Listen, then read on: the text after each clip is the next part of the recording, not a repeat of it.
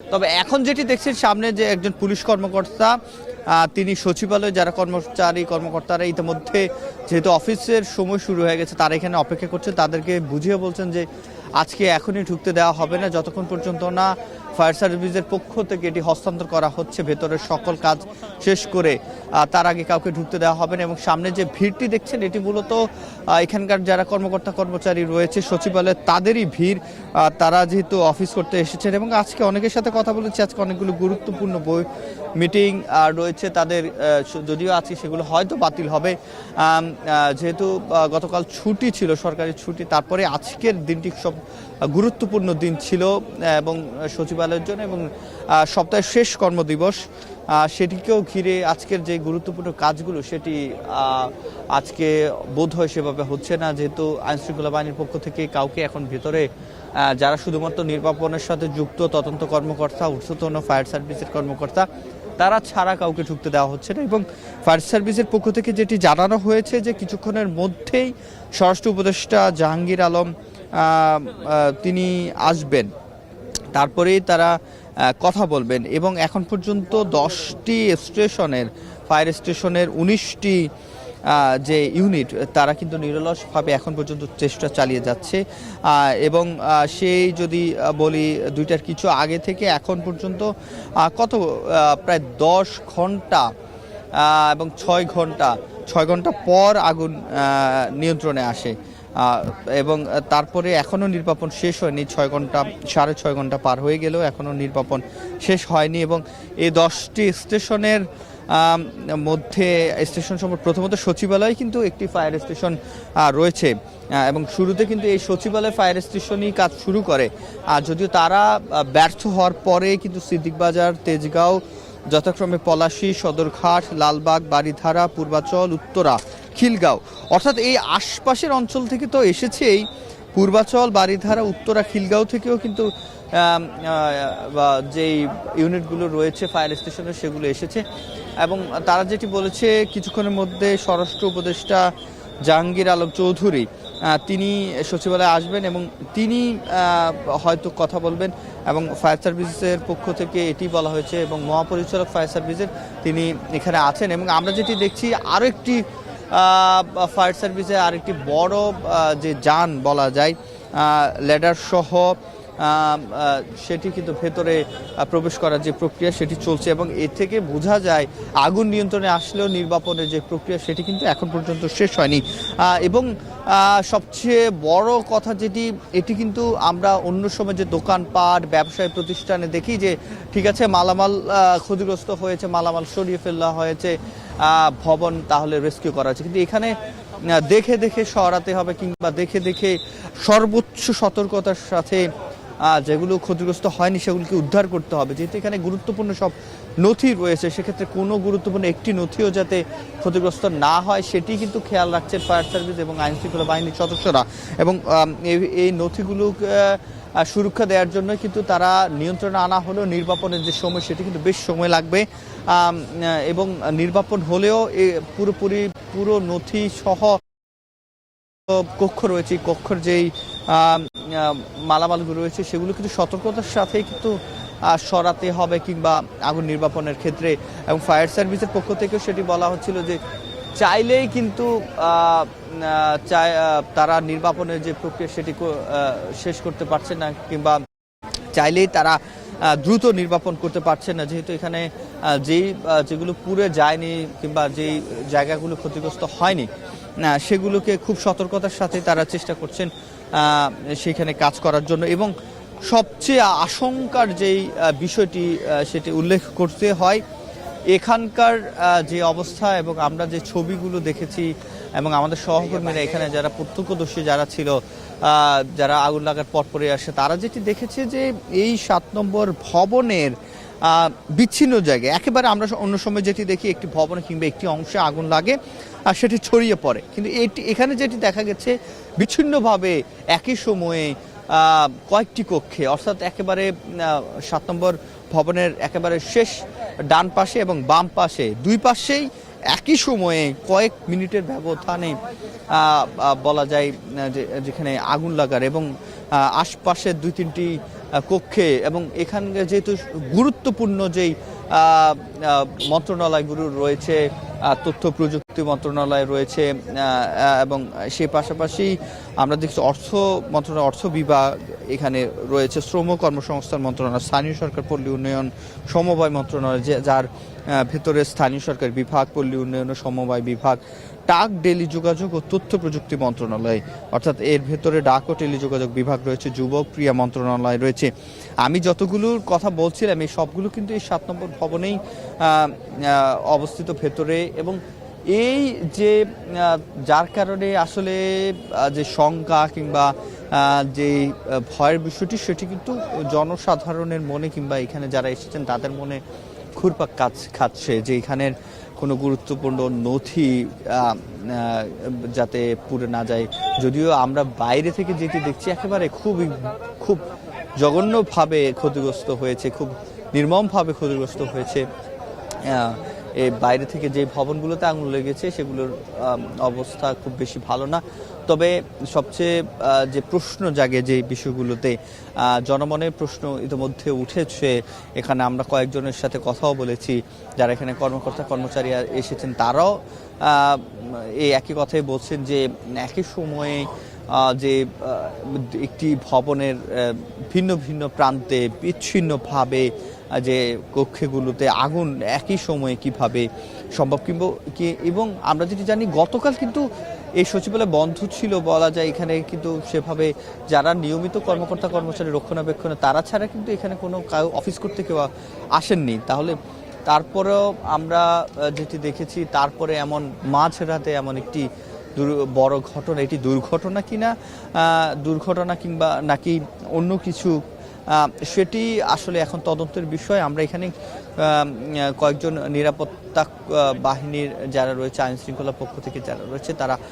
তো আছেনই, আরও পুলিশ বাহিনীকে আমরা দেখছি যারা ভেতরে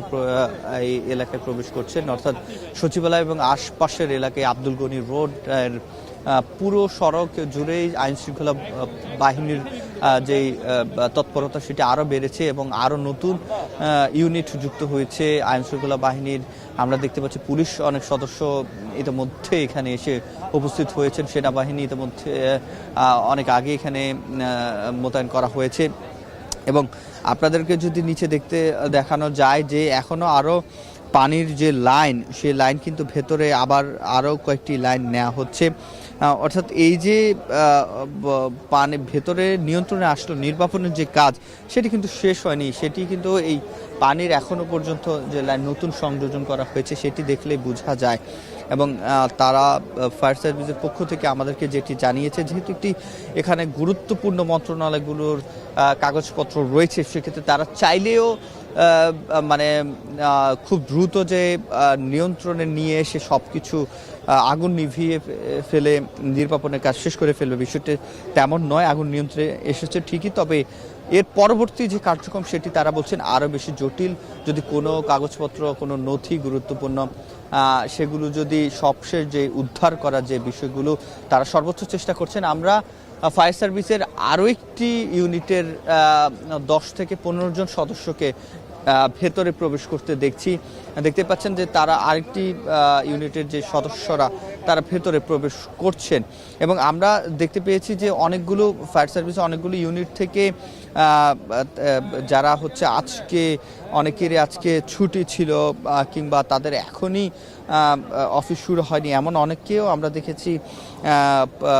তাদের যেই স্বাভাবিক পোশাক সেটিতে নিয়ে আসে। যেমন ফায়ার সার্ভিসের পক্ষ থেকে সর্বোচ্চ চেষ্টা সেটি তারা করছেন। 19টি ইউনিট 10টি স্টেশন থেকে তাদের যে কর্মীরা রয়েছেন তারা ভেতরে বাইরে যতগুলো জায়গাতে রয়েছে সেখানে নিরলসভাবে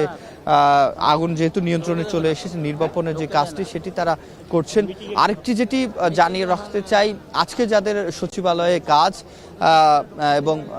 জনসাধারণ অনেকে সেবা পাওয়ার ক্ষেত্রেও অনেকেই আসতে হয়, তাদের আজকের কাজটি হয়তো বাধাগ্রস্ত হচ্ছে, যেহেতু ইতিমধ্যে অফিসের সময় শুরু হয়ে গেছে। এখনকার যে পরিস্থিতি, এখানে খুব আজকের দিনে হয়তো কর্মঘণ্টা পার হয়ে যাবে, কিন্তু এখানে যেহেতু একটি গুরুত্বপূর্ণ বিষয় এবং এত বড় একটি ঘটনা যেটি ইতিহাসে, বাংলাদেশের ইতিহাসে এমন বড় নজির নেই বললেই চলে, এবং এই সচিবালয়ে আমরা দেখিনি কখনো এমন অবস্থা। তো সেই ক্ষেত্রে এখানকার যে বর্তমান অবস্থা, সেক্ষেত্রে আজকের যে বিভিন্ন বৈঠক কিংবা গুরুত্বপূর্ণ যে বৈঠকগুলো রয়েছে সেগুলো হয়তো বাতিল হবে, যদিও সেটি তাদের নিজস্ব বিষয়। তবে আমরা এখন পরিস্থিতি যেটি দেখছি, কর্মকর্তা কর্মচারী সে কেউ কিন্তু প্রবেশ করতে পারছেন না, এবং আমরা এখানে লাইন ধরে যে যাদেরকে দেখতে পাচ্ছি এনারা সকলেই সচিবালয়ের কর্মকর্তা কর্মচারী। এবং আমরা এখানকার একজনের সাথে একটু কথা বলতে চাই যে ওনারা আপনার সাথে একটু কথা বলতে চাই, আপনার কোন মন্ত্রণালয় এবং 7 নম্বর ভবনে কি আপনার মন্ত্রণালয় কিনা, এবং আপনাদের অফিসের সময় শুরু হওয়ার কখন? তো অন্য ভবনে হলে আপনাদেরকে ঢুকতে দেওয়া হচ্ছে না বা কি বলা হচ্ছে? যেহেতু একটা বড় দুর্ঘটনা ঘটেছে ভিতরে, এখন এত বড় ঘটনা, এখন আমরা অন্য মন্ত্রণালয়, যদিও আমরা কৃষি মন্ত্রণালয় 4 নম্বর ভবন আমাদের, কিন্তু নিরাপত্তার স্বার্থে সবাইকে আপাতত ঢুকতে দিচ্ছে না। ঊর্ধ্বতন কর্তৃপক্ষের নির্দেশনা না পাওয়া পর্যন্ত আপাতত এইভাবেই আমাদেরকে জানাইছে থাকবে। পরবর্তী নির্দেশনা না দেওয়া পর্যন্ত আমরা কেউ ঢুকতে পারবো না। এই লাস্ট আপডেট আমাদের। আরেকজনের সাথে একটু কথা বলতে চাই, আপনি কোন ভবনের এবং 7 নম্বর ভবনে কোন কোন মন্ত্রণালয়গুলো আছে এবং ক্ষতিগ্রস্ত আপনাদের এখান থেকে দেখা যাচ্ছে কোন কোন মন্ত্রণালয়গুলো ক্ষতিগ্রস্ত হওয়ার আশঙ্কা রয়েছে? আচ্ছা, আমাদের হচ্ছে জনপ্রশাসন মন্ত্রণালয়, এটা 1 নম্বর ভবনে, এতে কোনো সমস্যার কথা আমরা শুনতে পারি নাই। তো আমরা যেটা দেখতেছি সেটা হচ্ছে 7 নম্বর ভবন, যেখানে কিনা যুব ক্রীড়া, স্থানীয় সরকার, পল্লী উন্নয়ন এই বিভাগগুলো আছে, তাছাড়া সড়ক আছে, আর্থিক প্রতিষ্ঠান বিভাগ, সাবেক মানে আগে অর্থ মন্ত্রণালয়, তো ডাক ও টেলিযোগাযোগ এই সংক্রান্ত মন্ত্রণালয়গুলো আছে। তো ক্ষতিগ্রস্ত দেখা যাচ্ছে উপরের ভবনগুলো, যেখানে সড়কের কিছু অফিস থাকার কথা, কারণ 8 তলা এবং তার উপরে ওই ভবনগুলো থাকে, এবং ডাক টেলিযোগাযোগ এইগুলো ক্ষতিগ্রস্ত হতে পারে বলে আশঙ্কা করতেছে। আচ্ছা, আপনি যেটি বলছিলেন যে এখান থেকে কি দেখা যাচ্ছে কোন মন্ত্রণালয়গুলো বেশি ক্ষতিগ্রস্ত হয়েছে? আমরা খবরে বলতে পারছি যে স্থানীয় সরকার, আর্থিক প্রতিষ্ঠান, সড়ক এবং ওই ডাক টেলিযোগাযোগ, এই 4টিই বেশি ক্ষতিগ্রস্ত হয়েছে আর কি, মানে যতটুকু আমরা জানতে পারছি। মানে আমাদের হ্যাঁ আমাদের একজন কলিগ, উনি আর ওই মন্ত্রণালয়, উনি আমাদের গাড়িতে আসছেন, উনি বললেন ওনাদের একবার কিছু বাকি নেই, এই আমরা জানতে পারছি তার মাধ্যমে। আমরা এখানে যারা নিয়মিত অফিস করেন এমন 2-3 জনের সাথে কথা বলেছি, দেখেছেন তারা যেটি বলছে যে ডাক টেলিযোগাযোগ এবং আর্থিক বিভাগ যেটি রয়েছে এবং এই মন্ত্রণালয়গুলো বেশি ক্ষতিগ্রস্ত হওয়ার তারা সংখ্যা দেখছেন, যেহেতু তারা প্রত্যেকটি কক্ষ চেনেন, বাইরে থেকেও বোঝা যাচ্ছিল। তারা বলছিলেন অর্থ মন্ত্রণালয় এবং স্থানীয় সরকার, ডাক টেলিযোগাযোগ, সড়ক পরিবহন এই মন্ত্রণালয়গুলো তো যেহেতু, এবং শ্রম মন্ত্রণালয় 7 নম্বর বিল্ডিংয়ে রয়েছে, এই মন্ত্রণালয়গুলো ক্ষতিগ্রস্ত হওয়ার একটা আশঙ্কা তারা বলছে। যদিও ভেতরের কি পরিস্থিতি, আমরা কয়েকটি ভিডিও আমাদেরকে ফায়ার সার্ভিসের পক্ষ থেকে পাঠানো হয়েছে যারা ভেতরে প্রবেশ করেছেন। আমরা দেখেছি সেখানে ভেতরে ভয়াবহ যে চিত্র আগুনের, এবং সবশেষ নির্বাপকে নিয়ন্ত্রণে আসার পরে কিন্তু আমরা এখন পর্যন্ত কোনো তথ্য পাইনি বলা যায়, এবং ভেতরের নথিগুলো সব সংরক্ষিত আছে কিনা কিংবা সেগুলোর কি অবস্থা সেটিও এখন একটু দেখার বিষয়। যেহেতু স্বরাষ্ট্র উপদেষ্টা তিনি আসবেন, তারপরেই তিনি পরিদর্শন শেষে হয়তো সাংবাদিকদের সাথে কথা বলবেন, তখনই আসলে আমরা সবশেষ যে পরিস্থিতি সেটি জানাতে পারবো। তবে এই যে আমরা যে মন্ত্রণালয়গুলোর কথা বললাম, এই মন্ত্রণালয়গুলো কিন্তু যে তরুণ যে উপদেষ্টা রয়েছে, শিক্ষা প্রতিনিধি থেকে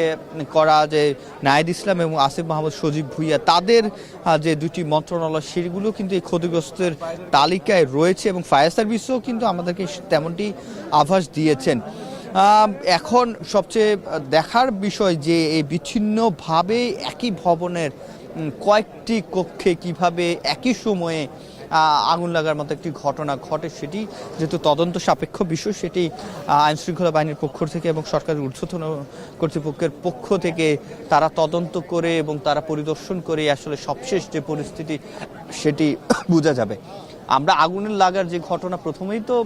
একটি গুরুত্বপূর্ণ এমন একটি জায়গায় এভাবে আগুন লাগার যে বিষয়টি, সেটিতে উদ্বেগ বাড়িয়েছি। তবে সবশেষে এখন মানুষের যেটি চাওয়া, এবং এখানে যারা কর্মকর্তা কর্মচারী যারা এখানে কাজ করেন তাদেরও কিন্তু একই ধরনের চাওয়া যে কোনো গুরুত্বপূর্ণ নথি যাতে ক্ষতিগ্রস্ত না হয়, এবং আমরা এখন একেবারে সবশেষ ১ নম্বর ভবনের সামনের যেই মূল যে গেটটি রয়েছে তার সামনে আছে এবং এখানে দেখতে পাচ্ছেন যে সেনাবাহিনী এবং পুলিশের একটি বাড়তি নিরাপত্তা ব্যবস্থা সেটি কিন্তু রাখা হয়েছে